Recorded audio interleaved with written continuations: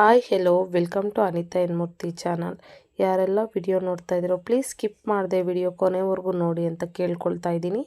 ಮತ್ತು ಯಾರು ಸಬ್ಸ್ಕ್ರೈಬ್ ಮಾಡದೆ ವಿಡಿಯೋ ನೋಡ್ತಿದ್ದಾರೆ ದಯಮಾಡಿ ಸಬ್ಸ್ಕ್ರೈಬ್ ಮಾಡ್ಕೊಳ್ಳಿ, ಕಾಮೆಂಟ್ ಮಾಡಿ, ಶೇರ್ ಮಾಡಿ, ಲೈಕ್ ಮಾಡಿ. ಮಾವಿನಕಾಯಿ ಸೀಸನ್ ಆಗಿರೋದ್ರಿಂದ ಮಾವಿನಕಾಯಿ ತಿನ್ನೋಕ್ಕಾಗದೇ ಇರೋಂಥವ್ರು ಮತ್ತು ಉಪ್ಪಿನಕಾಯಿ ಬೇಕು ಪಟ್ಟಂತ ಮಾಡ್ಕೋಬೇಕು ಅನ್ನೋರು ಈ ಥರ ಮಾಡ್ಕೊಳ್ಳಿ. ಒಂದೆರಡು ಮೀಡಿಯಮ್ ಸೈಜಿನ ಮಾವಿನಕಾಯಿ ತೊಗೊಂಡಿರೋದ್ರಿಂದ 4 ಸ್ಪೂನ್ ಆಗೋಷ್ಟು ಎಣ್ಣೆ ಹಾಕ್ಕೊಂಡಿನಿ.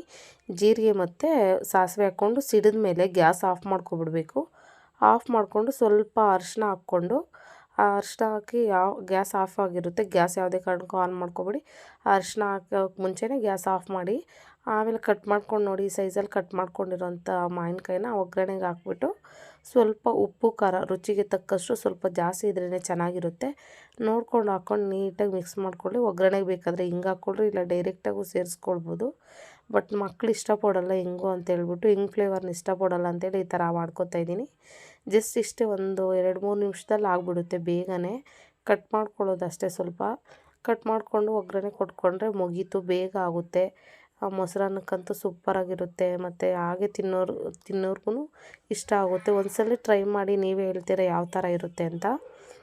ಇನ್ನು ಸ್ವಲ್ಪ ಎಣ್ಣೆ ಜಾಸ್ತಿ ಹಾಕ್ಕೊಂಡು ಸಾಸಿವೆ ಮತ್ತು ಮೆಂತೆ ರುಬ್ಬಿ ಹಾಕಿದ್ರೆ ಅದು ಉಪ್ಪಿನಕಾಯಿ ಆಗುತ್ತೆ. ಈ ಥರ ಮಾಡಿದ್ರೆ ತುಂಬ ಟೇಸ್ಟ್ ಇರುತ್ತೆ.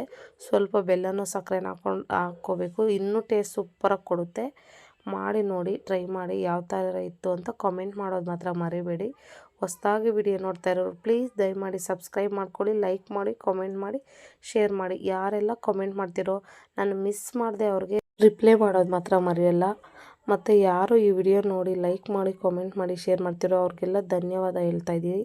Thank you for watching, thank you for subscribe.